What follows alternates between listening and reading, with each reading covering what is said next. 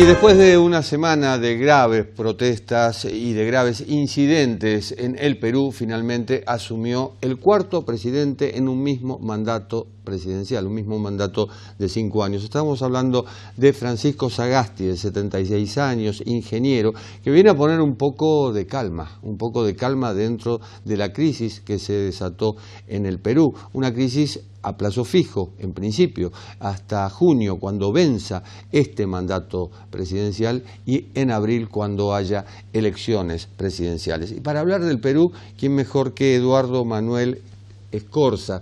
Manuel, ¿cómo estás? Muy buen día, Jorge, gracias por tu invitación. Saludo desde Lima a tu programa y a través de ustedes a Argentina. Muchas gracias.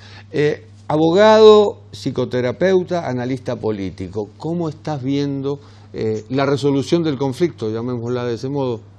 Sí, bueno, yo formo parte de esa inmensa cantidad de peruanos que estamos indignados, dolidos, muy fastidiados, y que vemos cómo penosamente la clase dirigente política peruana se ha disociado de la realidad y ha evolucionado en el sentido de que ha suprimido su capacidad de escucha.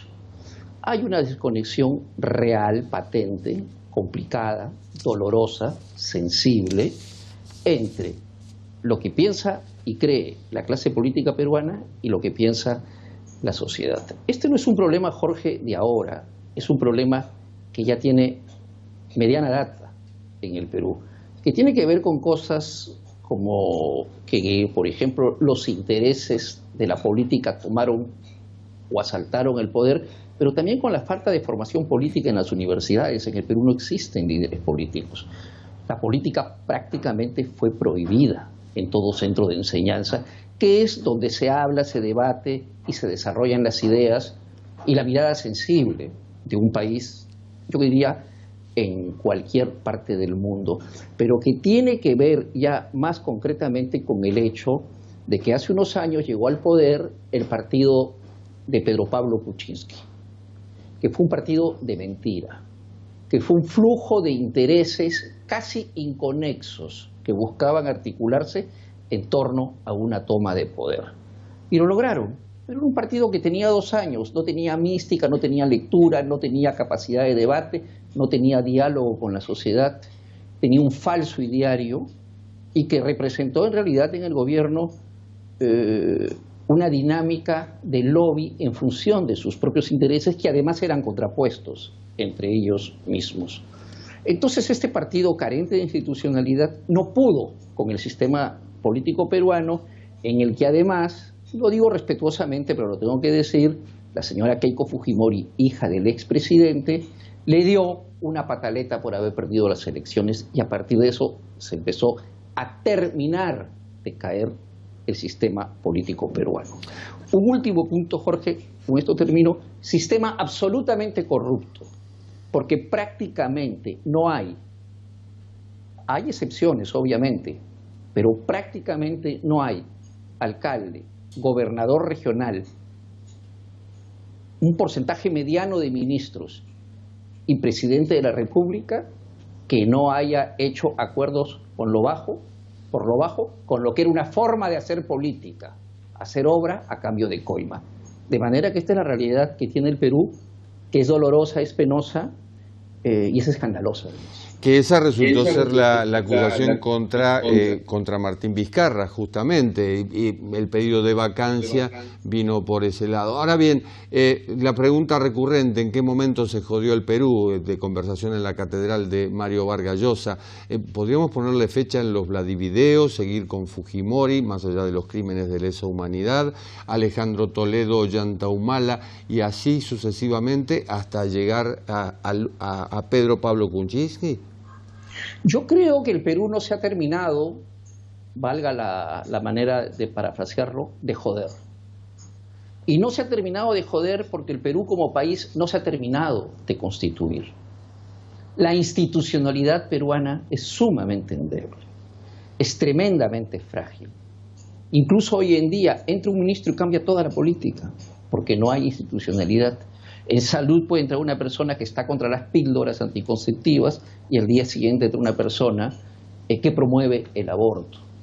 Entonces, yo diría que el Perú todavía continúa en proceso de descomposición, pero aquí viene la paradoja.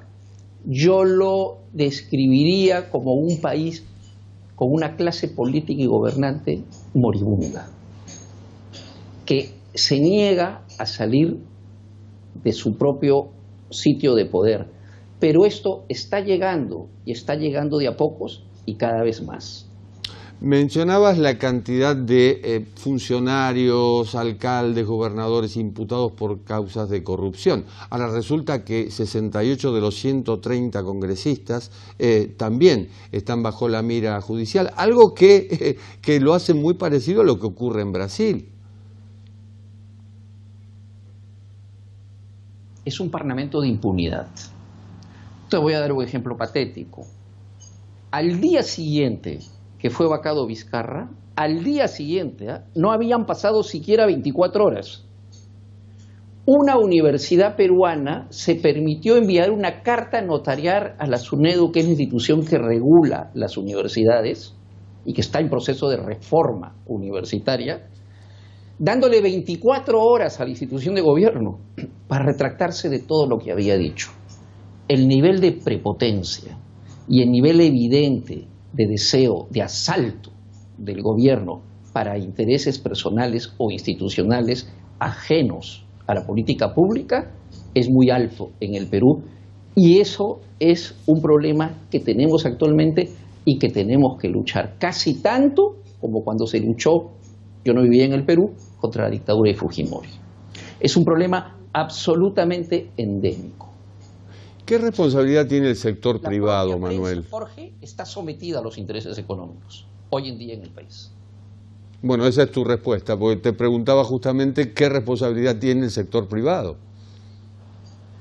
El sector privado, dependiendo del tipo de sector privado, pero el sector privado de grandes intereses trata de manejar la prensa y trata de colocar a gente en el poder, y a partir de eso generar contratos o lógicas afines a sus intereses de desarrollo, que no son necesariamente sanos al desarrollo de la sociedad.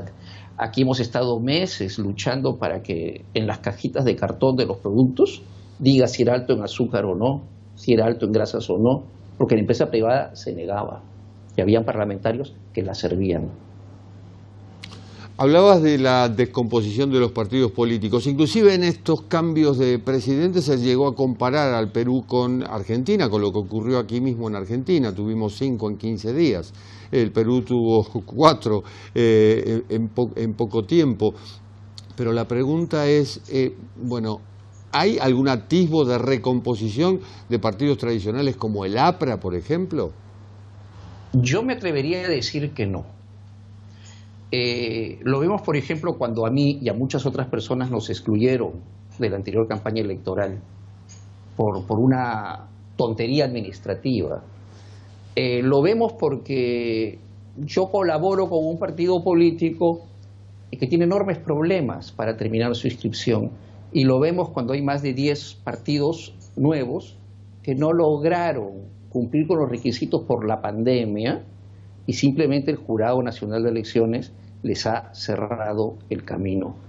Lo que hay es la perseverancia de algunos partidos políticos de quedarse en el poder y de perpetuarse, y además sin cambio generacional. El caso del APRA es un partido que está sobreviviendo a la valla, pero paradójicamente es el partido más institucionalizado del Perú. Hay algo que se llama coalición de independientes. ¿Qué es? No he escuchado propiamente la coalición de independientes, pero lo voy a metaforizar. Debe ser una coalición de gente indignada que quiere un mejor país y que no encuentra forma de representar su forma de pensar y a nuestra patria en los partidos políticos. Porque en los partidos políticos, en líneas generales, no es mi caso, los puestos de postulación se compran y se venden. Lo vemos, por ejemplo, en este candidato joven, George Forsyth, un chico guapo, inteligente, en mi opinión honesto, pero que está cometiendo el terrible error de dejarse seducir por la idea de ser presidente de la República. Entonces, había un partido que se llama todavía Solidaridad Nacional, que de pronto su líder máximo, el pastor Lay, dejó de salir en medios y le entregó el partido.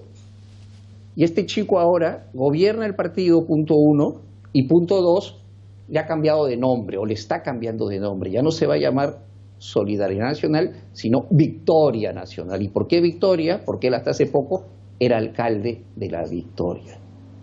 Tenemos que preguntarnos, y esto no constituye una acusación, si ese partido ha sido vendido. Y si ha sido vendido, por cuánto dinero ha sido vendido y cómo ha sido esa transacción.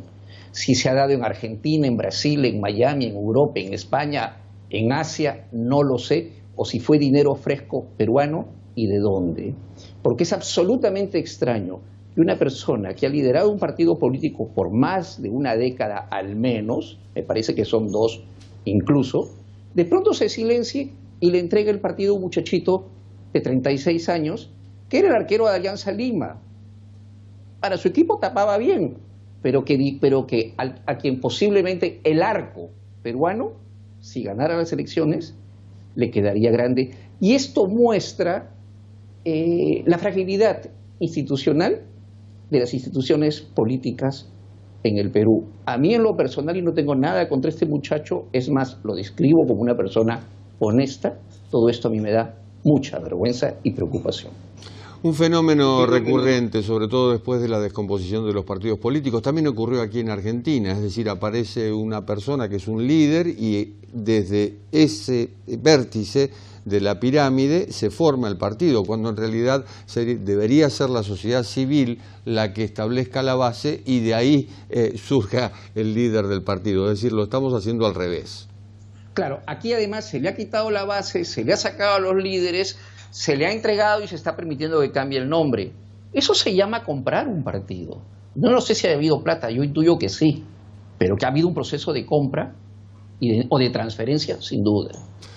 Manuel, abogamos por supuesto por la vuelta de la paz en Lima, en el Perú, país al que tanto queremos en general, y que la próxima sea para ya hablar de las elecciones y ya hablar de la asunción del nuevo presidente. Un fuerte abrazo. 3 cositas muy rapiditas para terminar. Sí.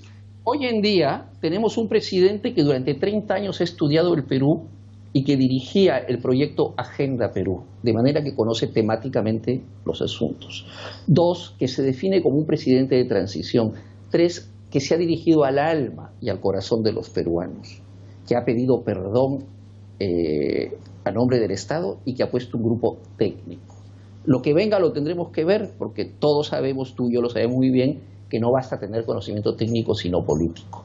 Pero todo esto ha servido también para que una nueva generación de jóvenes entre 19 y 25 años salga masivamente a la calle.